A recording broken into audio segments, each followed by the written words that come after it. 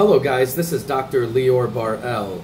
Now those of you that just tuned in, as this whole series is about, this mini-series that has a playlist, I'm putting it all on the playlist, is going to show you guys how to build a gaming PC, a gaming slash post-production productivity desk on the cheap, just like my other mini-series. If you guys missed it, check out how to build a gaming slash post-production PC on the cheap, and also which costs anywhere from $1,500 retail to $3,000, and you could build it on the cheap.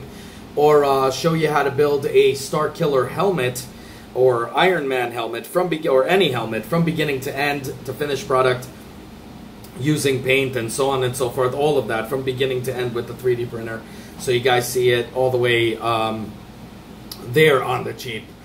So right now, basically what happened is I wanted to get a, to finish my my productivity desk setup. Even though this isn't part of the mini-series, I'm adding it to it because I think it just aids you in the setup. It makes it a more friendlier work environment.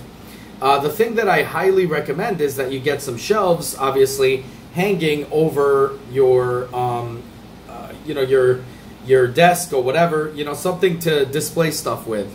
Now I know there's a number amount of shelves out there. One that you use an L bracket, which can hold obviously more. And I know some of you guys were writing to me before, and you said, "Well, Lior, I want to build, a shelf system." And I know I have a lot of friends who told me the same thing.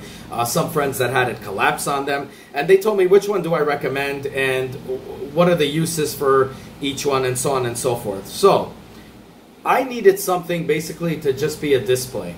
Something that has anywhere from about 15 pounds to 20 pounds in stuff. So this thing is obviously not going to get you to put heavy items down. So I'm just going to let you guys know. Even though it does say it holds up to 15 pounds, it really holds up to 20. In fact, I tested 30 and it was okay, but I don't know how long you could have it up there. I would just say 20 is probably a safe bet.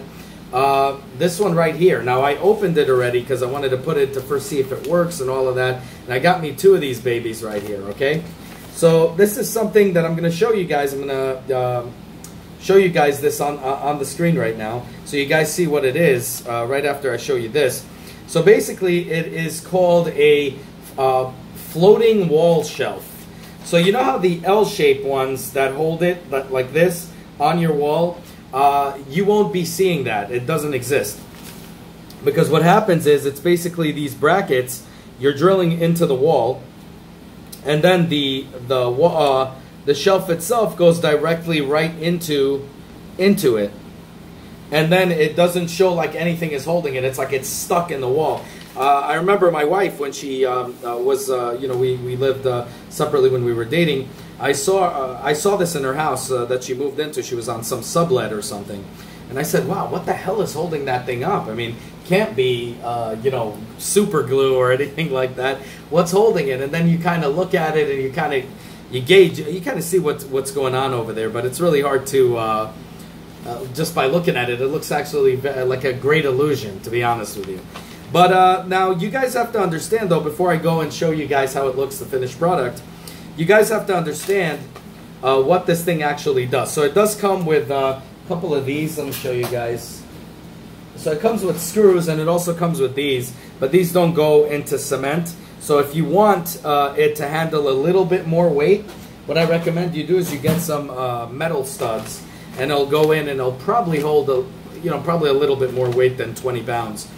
But the thing is, what you got to realize with these floating shelves, there's no real floating shelf out there that can really hold a massive amount of weight. I don't care what anybody says. I've dealt with all of them, and I can tell you for a fact, it's made primarily just for display.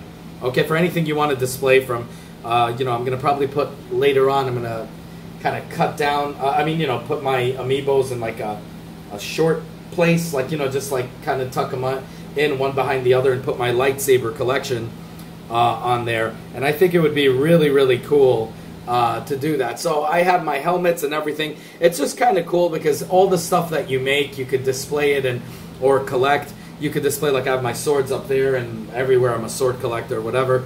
But I like to always have things on display. It kind of makes me feel good when I walk in the door here and I start working or doing whatever I need to do, my scripts or anything like that when I'm doing for my movies or whatever, or post-production work.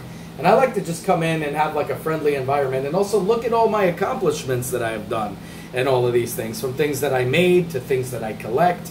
And it's really cool. I think it just adds a real, you know, glare to your, you know, overall look of the, you know, now you built the desk, you have everything ready to go, and you kind of come here and you look at it and you're sitting there and you feel like that's your kingdom. I can't even describe it, to be honest with you. It's just really cool, really awesome design. I really like the way it is. Now I'm going to tell you, it comes in several colors here. It comes in espresso, espresso brown, and of course white. Okay, so I didn't like the espresso so much because I actually went to Home Depot and looked at it before I bought this, and I kind of like the dark cherry look, and that's the espresso brown. Believe it or not, it looks actually like a cherry color. I don't know why they call it espresso brown, but you could pick that, or you could pick just flat out white and probably paint it whatever the hell you want. But to be honest with you, the espresso brown is very dark brown, so cherry brown, and kind of matches my setup with the tabletop here.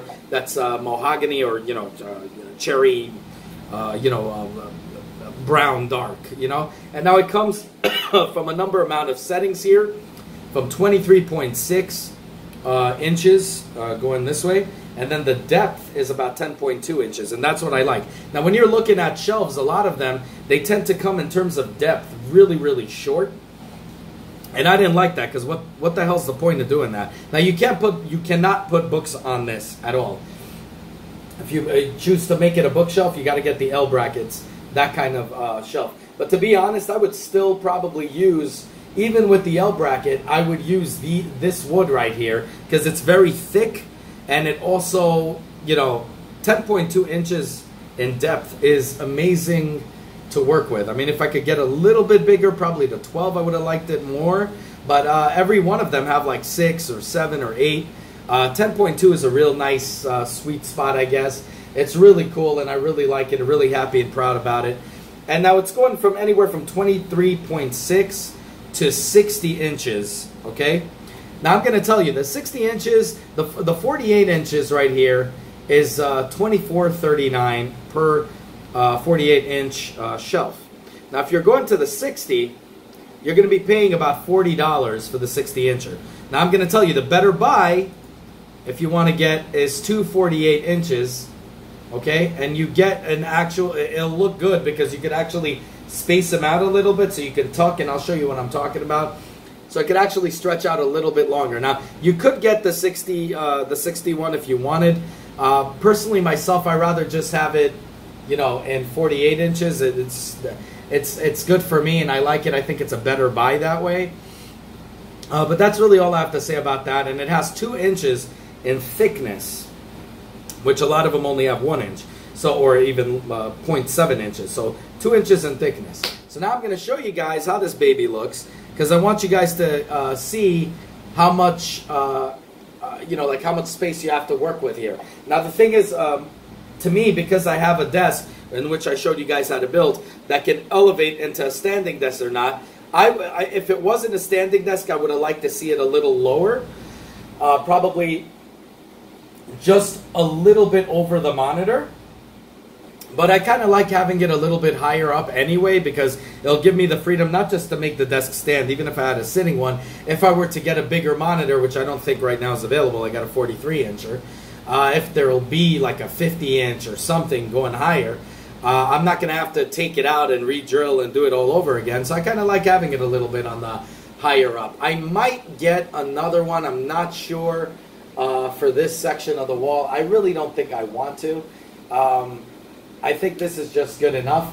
But that, like I told you, this shelf is only designed, just to let you guys know, just for displayers. Now, if you guys wanted something that could handle a little bit more girth, what I recommend you do is try to get the same measurements, or even the same board here, but use the L-shaped brackets. It will help you a lot, because you could put 3 of them, because this thing only has 2. You get it? Which I think is, and I'm going to tell you the good and the bad about it.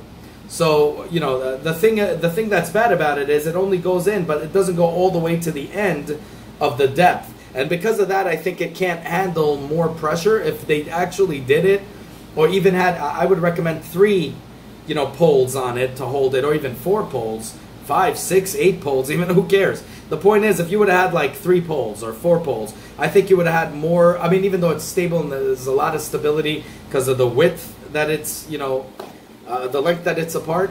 But I would think with 3 poles in there, it would have been much more stable and probably could even carry more. So just to let you know, do not buy it. I know a friend of mine who said I got it and packed it up with books and print, and he put his printer on and a bunch of stuff, and it all fell down. Then he had another one that he bought from them. I don't know what he was thinking. Put his entire computer station on it, the entire PC, he put on top of there, and the whole thing came, pretty much breaking right off because it's kind of wielded together, those poles. They're not meant for anything but just displayers. So let's go right into it and let me show you how it is. So guys, here you go. Look how beautiful this baby looks. Amazing. And I have all of my Amiibo collection here. But if you see, what I did was I kind of spaced them both. As you can see, a little bit spaced apart. The reason why I did that is so if I want to stretch something over, I have a little bit more room to work with than just, a little bit. So you're getting a little inch there extra, just to put it a little out there.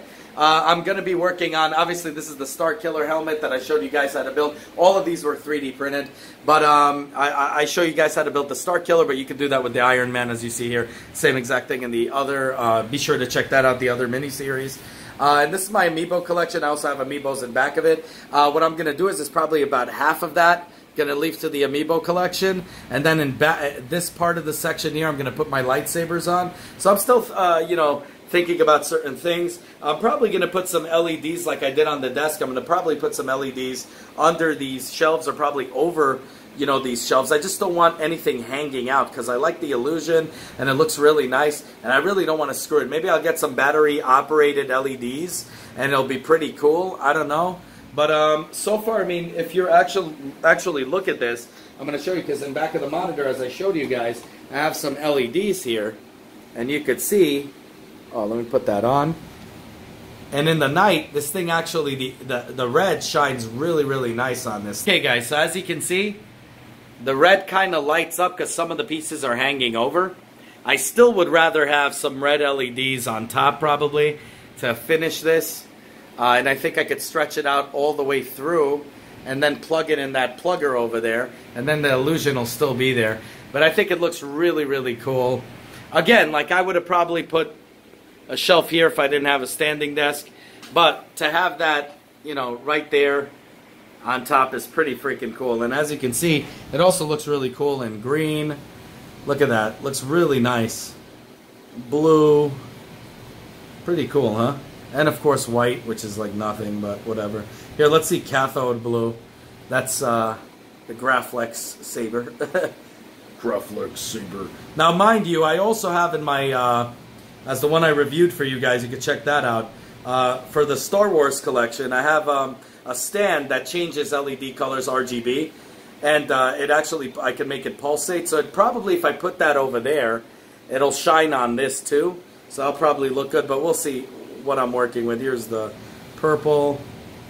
So a lot of looks here that you can pretty much get. It's like a disco.